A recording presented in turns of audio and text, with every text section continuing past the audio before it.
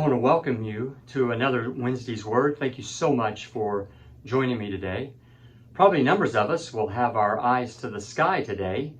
If you've been watching weather reports, you'll know that today could be a pretty rough day for our area weather-wise. We're looking at some very high winds, some thunderstorms, and even the possibility of a tornado. But I want us to think for a minute as believers, because the Bible reminds us as believers that we need to have an eye toward the sky, and we need to have it every day. And that is because there's something that we need to be looking for and waiting for. Now, the book of Titus reminds us of what that is. It says that we are to be waiting for the blessed hope, the appearing of the glory of our great God and Savior, Jesus Christ. He reminds us that as we live our lives here below, as Christians, spiritually speaking, we're to have our eyes tuned above as we're waiting for what he calls here our blessed hope. You know, the coming of Christ for the believer is really not meant to spark fear in our hearts. It's really meant to spark hope.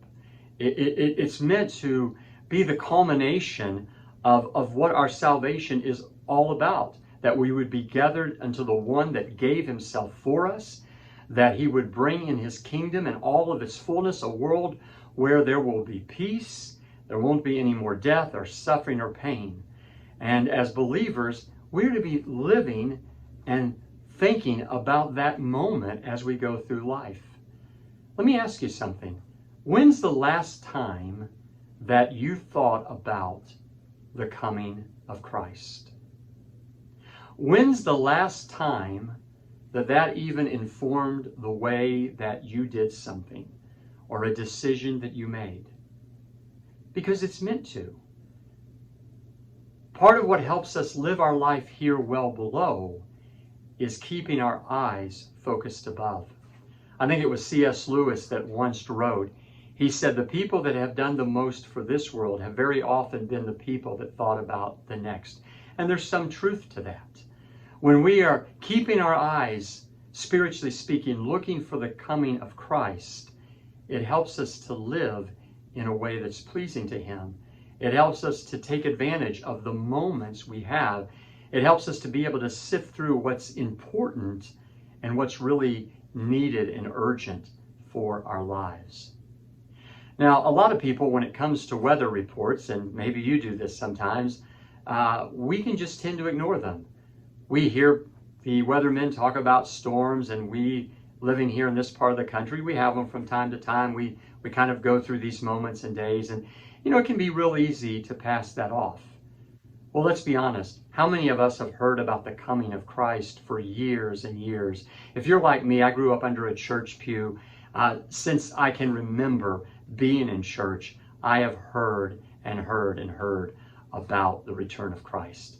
And you know what? It's really easy to just let that slip away and just kind of go on with life, and we don't keep an eye toward the sky. But Jesus warned us against that. Over in the book of Matthew, when Jesus was talking about his coming, he says this. He says, but about that day or hour, no one knows, not even the angels in heaven, nor the Son, but only the Father. As it was in the days of Noah, so it would be at the coming of the Son of Man. For in the days before the flood, people were eating and drinking and marrying and giving in marriage right up to the day Noah entered the ark.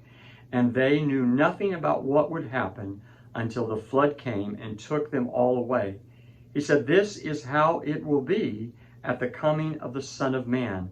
Therefore keep watch, because you do not know on what day your Lord will come. He says, look, the coming of the Lord is going to be like it was in the days of Noah. And the general mood for the days of Noah is life was just simply deteriorating.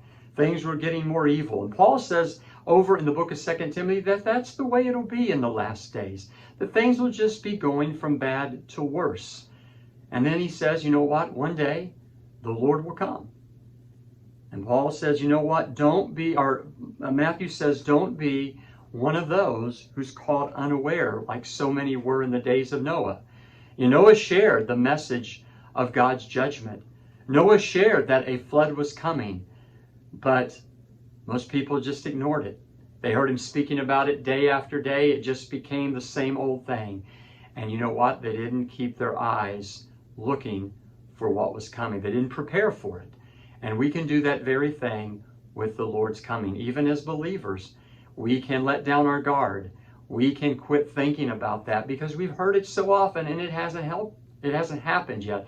And yet the Bible reminds us that it will, and it'll be just like the days of Noah. Suddenly the Lord will be there.